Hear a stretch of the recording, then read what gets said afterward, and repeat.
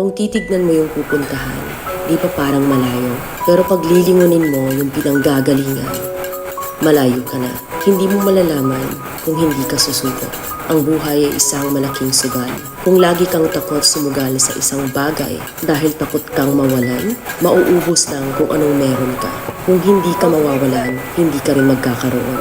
Kung anuman ang mga desisyon mo ngayon, yun ang magiging buhay mo bukas. Lakasan mo lang yung loob mo dahil ang mundong to, aapakan lang ang mga mahihina. Ibangon mo palagi ang sarili mo. Balang araw, magugulat ka na lang na ang layo na pala ng narating mo. Kahit mabagal ang progress, basta may usap at kumikilos ka, okay na yan. Wala tayong magagawa. Ganyan talaga ang proseso ng buhay. Lahat tayo nakakaranas ng hirap. Hindi natin alam kung hanggang kailan tayo dito sa mundo. Kaya mas piliin mo maging mabuting tao.